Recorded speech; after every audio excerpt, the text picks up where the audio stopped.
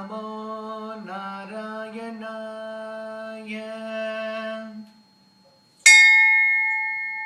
ॐ नमो नारायणाय।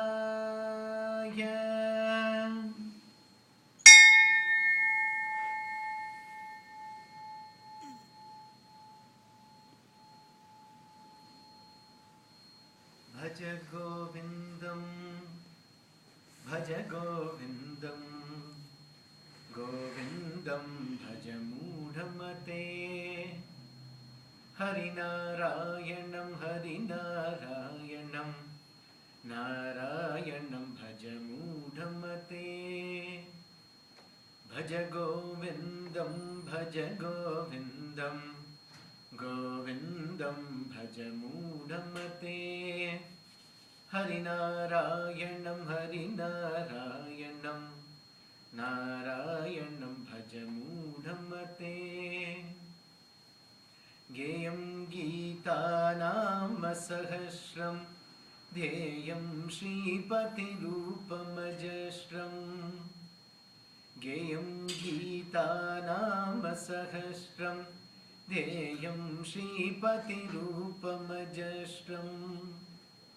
देयं दीनजनाय च विहितं देयं दीनजनाय च विहितं नेयं सज्जनसङ्गे चित्तम्। भज गोविन्दं भज गोविन्दं गोविन्दं भज मूढमते। हरिनारायणं हरिनारायणं नारायणं भज मूढमते। नारायणं भज मूढमते। नारायणं भज मूढमते।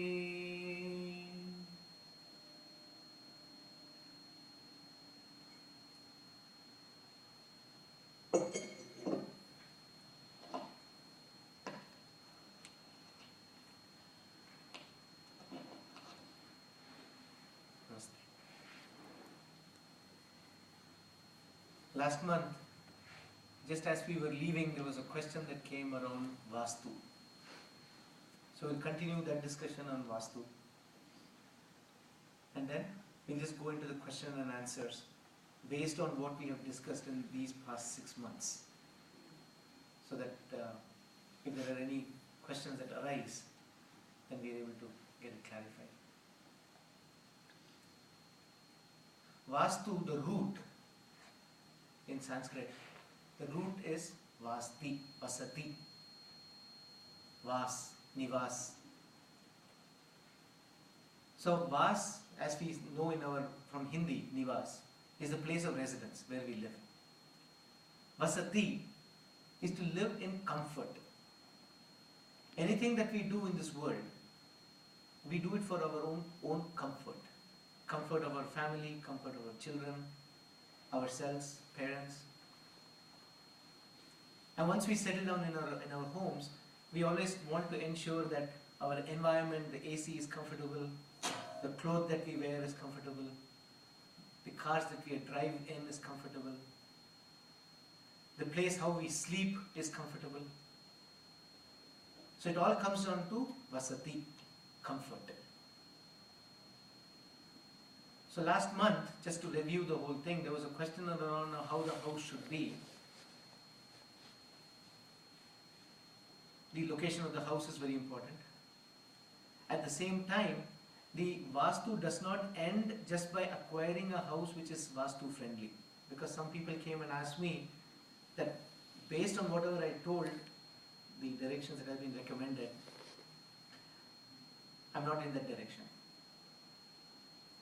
The second one was, I'm living in a similar situation as what has been recommended, but yet I do not have peace of mind.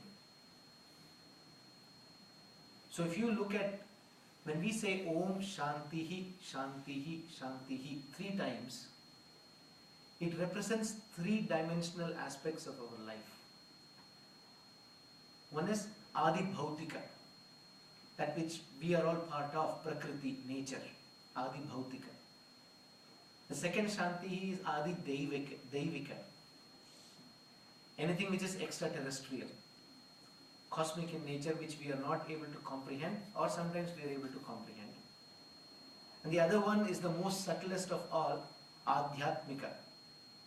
That means Atma, the one which is residing, the underlying substratum, the foundation based on which this whole entire universe has come forth. Brahman, Adhyatmika. So anytime we do Shantihi 3 times, or anytime we are doing prayers 3 times, we are doing this prayer, one, to ensure that there is harmony amongst these 3 elements. Harmony of this individual self with the Atman, Adhyatmika. Harmony of this individual self with Adi Daivika, which is extraterrestrial in nature. And the third one is being in harmony, this individual self being in harmony with Adi Bhautika, Mother Nature. 3 aspects.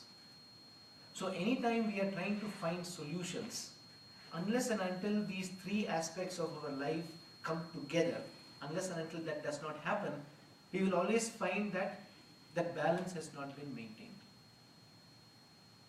Very important. So you may have one aspect which is not being satisfied. Say for example, when we talked about how we should be sleeping, in which direction we should be sleeping, please refer to the earlier video on that. Then if the bed is located in some other direction, but if you're doing something else correctly, then it will kind of balance itself out. Or if the house is not facing north or on an east-west orientation, then, and if it is south-facing, then there are other aspects that we are doing within our lives that will help balance that out. So just to review that whole thing, if you are buying a new home, you want to ensure first off that the plot that you are buying is not on an intersection. That is a road on a T-junction, a road coming in. The road should not be jutting into any portion of the plot, not just the house, plot. Avoid those homes. The second one is where, if it's possible, try buying a plot which is rectangle in shape, perfect, or square in shape, not off shape like a trapezoid. And if it's possible, if it's in the middle, located in the middle of the street along the row of the houses, that's even more better for the energies to stay. And then once you have these basic elements satisfied, you kind of balanced most of the things on an Adibhautik aspect. Preferably it should be north facing. East-west is also good. East-west in Phoenix area will be harsh on the temperature of your home. Remember, it's all about comfort that we are talking about. It's all about energy. If you have a west-facing home, the intensity of the sun will be so hot that you will feel uncomfortable during these summer months. You'll always see that the west-oriented houses are very hot in nature. North is best. The reason why we do not have south is the house, the main dwar, the entry portion of the house, that represents the entry point. And that's where earth, north, is where the magnetic forces are emanating from. And it emanates and then converges on the south side. So hence the house is recommended that it faces towards north. Now if you have got homes, so last time there was a question asked, what happens if my house is south facing? Don't worry about it. Whatever is happening, it is happening because of divine energy's will. If it has already happened. When a state of awareness comes in our own individual self, automatically whenever you're looking for the next home, or your children are looking for the next home, you will be aware of it and you will take an informed decision. A lot of times when we make decisions, it is not very informed. It's not brought in with the level of awareness. Jo ho gaya, so ho gaya. Don't worry about it. Move on. But then once that level of awareness has kicked in to our individual self, you will notice automatically that Mother Nature arranges things in such a way that it is convenient and conducive to each one of us. Until then, we will be thrown up and down because we are not aware of what's happening. We don't know how to play the game of life. The other thing that I shared was, there was a question that came up afterwards, and I shared it for some of the folks that were there. Once you have done these things, we have Vastu Puja, Griha Pravesh, when we do Vastu Puja. On an ongoing basis, every year, once a year, on the day you moved into the house, or say on your wedding anniversary, do Sudarshana Homa. Sudarshana Homa, if Sudarshan is one of the weapons that Lord Vishnu has, that represents Kala, time. So time is what we are all subjected to.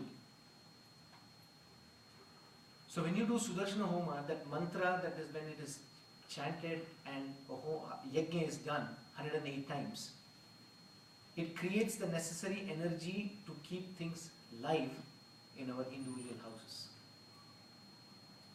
And you have to experience it. Once the homam is done, once the yajna is done, after the fire, the ash has cooled down, you take 4 portions of that ash and you deposit on the 4 corners of your plot. Every year you do it, once a year. Why we do once a year? Is that once a year is equivalent to 1 day of Adi Daivika. On the divine energy portal, 1 day equals 1 year of our human life. One may ask, how is it possible? If you look at a tortoise or an elephant, what we call as one life, that is equivalent to 150 years. If you take a house fly, that one life equals only 24 hours. So it's all relative. Human life, one life, ideally is supposed to be 100 years. 60 years, multiples of actually 60, because every 60 year is when the astronomical signs align exactly the same way how it was at the time of birth. 60, multiple of 60. That's why we do 60th birthday in a grand scale of our parents. Shashti Abda Purti, 60th birthday. So equivalent of 1 day in the Adi Daivika extraterrestrial world equals 1 year. So that's again to develop that comfort. Sudarshana Homa. Every day Vastu has to be practiced. So I asked the question last time, which is the largest window of your house? And people thought about the living room window and all those things. But if you really think about it, your biggest window in your home is your garage. That's the biggest opening that you have. And 99% of the people, we park our cars through the garage and we enter through the garage door into our homes. Please don't do that. Park your cars in the garage, close the garage door, and come and enter your home through your main door. The dwar jo hai, main dwar. In India, when the house is being built, one of the most important pujas that is done is dwar puja. When they put the first main door there, it's very important. And that's where all the energies are being invoked and being brought into. So every time, every day that you are living in Vastu, you're bringing those divine energies in through you, through the main door. Now let's talk from a physical standpoint. Say, for example, right now there is cold right now. If I were to open my garage door, the entire cold air has come inside. And the moment I'm opening the garage, the door entrance into my home, that cold air has suddenly come in. And we feel discomforted. We immediately shout at our children or at our own selves, hey, close the door fast, quickly. Same thing during summer months when you have cold air inside our homes. So from a physical standpoint also, it creates discomfort. When you open the garage door and through the home. Enter through the main door. When you enter through the main door, how do you put your footwear? The footwear, if you go to many of the temples or even when you go to pujas or even parties, when you go, sometimes you will see that the shoes and everything is just thrown all over the place. It just is a very unsightly scene that we are confronted with the moment we are going to be visiting somebody's house, just from a physical standpoint. Ensure that you align your footwear neatly, not towards the house but towards the, wherever there is an opening, align the footwear over there. And then you enter your home and you have your own house footwear that you use, chappal, ghar ka jo chappal hai. So by aligning that footwear right then and there itself, you have aligned the energies to enter. So energy is something where if there is a blockage, the energy shall not flow through. This is the same thing which in Chinese we have the Feng Shui. In our Indian tradition we call this as Vastu. It's all about balance and harmony of the energies. So when the footwear is all removed and put on a side, on a side, the energies can enter very neatly. If possible, in the front of the main door, try to put a rangoli. It can be in paint, it can be in the villages they would do with rice flour. The idea was that when the rice flour, when they put the rangoli, they are feeding the ants also. The small insects come and take the food. So it's like living in harmony. But sometimes now people use paint. They use some other chalk powder and things like that. If you're able to put a rangoli, put the rangoli. The rangoli is just not a pattern. If you look at the pattern which has been put over there, it acts as an antenna. Similar to how in the dish network you have a pointed network and then the signals come through. The pointedness that you see, the bindu that is there in the middle of the rangoli, that acts as an energy center that draws the energy, divine energies into our homes. I don't want to forget my question. Yes. So should we put our food on the rangoli or should not we put? No. We should not put the footwear on the rangoli at all. Oh. Foot can go there because you have to cross it. Oh, okay. not footwear. Not the footwear.